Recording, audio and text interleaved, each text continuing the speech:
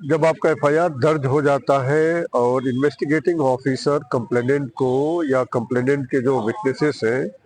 उनके स्टेटमेंट्स को रिकॉर्ड करने के लिए थाने में बुलाते हैं। और ये कई मर्तबा ये देखने में आता है कि जो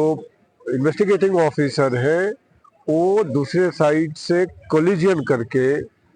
विटनेसेस के स्टेटमेंट्स को या कंप्लेनेंट के स्टेटमेंट को गलत तरीके से रिकॉर्ड कर लेता है।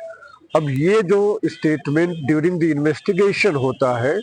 पहले सीआरपीसी में सेक्शन 161 में इसको रिकॉर्ड किया जाता था और अब जो है जो नया बीएनएसएस है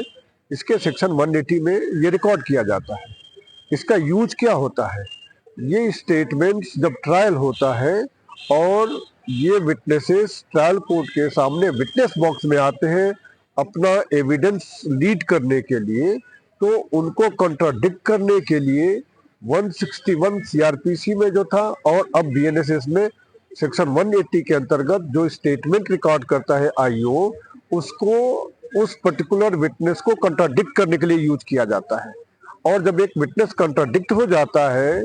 तो उसका वैल्यू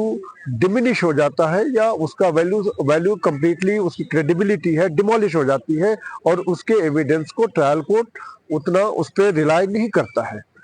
इसी चक्कर में दूसरे पार्टी से मिलकर आईओ कई बार कंप्लेनेंट और उसके विटनेसेस के का जो एक्चुअल स्टेटमेंट होता है उसको बदल देता है। यहाँ पर एक बात और ध्यान देने की है कि ऐसे में जो ये स्टेटमेंट रिकॉर्ड होते हैं इस पर स्टेटमेंट करने वाले के सिग्नेचर नहीं होते हैं। इस प्रॉब्लम को सॉल्व करने के लिए हम क्या कर सकते हैं? क्योंकि आपके पास तो कुछ मिलता नहीं है, आपने क्या स्टेटमेंट किया है। इसको सॉल्व करने के लिए इसका एक तरीका है कि जिस दिन भी आप गए हैं अपना स्टेटमेंट रिकॉर्ड करवाने के लिए आईओ के पास, आप घर पे आइए और एक पूरा अपने स्टेटमेंट को लिखिए और लिखकर उस पर उसकी सिग्नेचर करके और उसको उसी आईओ को भेज दीजिए कि आज आपके पास मैं आपके बुलावे पर आया था, फलाने जगह आया, फलाने टाइम पे आया, फलाने तारीख पे आया और आपको मैंने ये स्टेटमेंट दिया। और उसकी ये कॉपी बल्कि आप जो संबंधित उस जिले के एसपी हैं या दिल्ली में डीसीपी, उनको भी भेज दीजिए बाय डॉक और बाय पोस्ट, और उसका रिसीट अपने पास रख लीजिए।